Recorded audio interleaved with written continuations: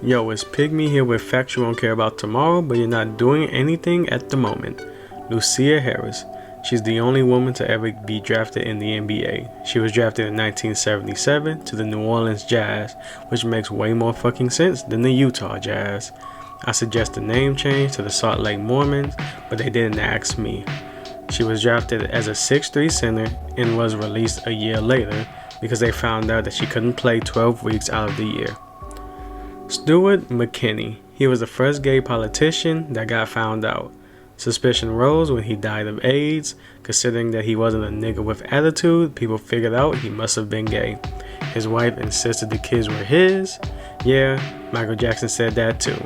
Turns out he was actually living with his lover in Washington. When the lover found out he died of AIDS, he insisted that it wasn't him. Wenceslao Moguel, the man with the Iron Dome for a head. He was sentenced to death by firing squad during the Mexican Revolution. He was hit 10 times, including an execution shot to the head, which you could have started with that and then shot the dead body just for fun. He was thrown in a pile of bodies, to which it was discovered later that he was only unconscious and he's dragged himself out of the camp. He lived on with half a brain and went on to have a long life as a politician.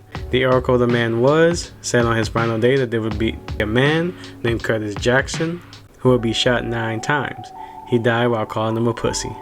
Sticking with death because I'm a budding necrophiliac, Doyle Helm. He was another guy that survived execution. He was the third president to survive lethal injection, but this fact isn't about him. It's about Romeo Broom, who also survived lethal injection despite being injected 18 times in 2009. He was found to still be breathing and now immune to COVID.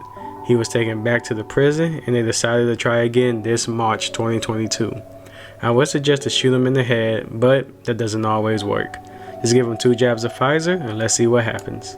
Finally, Bhagat Singh Thind, the man that forced the United States to admit that they're racist. Before him, a man named Takawa Ozawa applied for citizenship in the United States, insisting that he was a white man despite his name being Takawa Ozawa. His argument was that he is as pale as a white man and lived in the United States his entire life, to which the Supreme Court admitted that it was a good argument for a fucking Jap. They denied him citizenship as well as being white, because white people are actually Caucasian from a certain mountain region. That is how the Supreme Court explained it to Mr. Ozawa, to which Mr. Thind years later came to the Supreme Court and proved he was also from this mountain region and insisted he be given citizenship and treated like a white man. The Supreme Court admitted that he got them and told Thind that he's lucky he's a different type of Indian. Despite being a different type of Indian, he left the court in a trail of tears when he was denied anyway. Subscribe to hear more no-filter facts.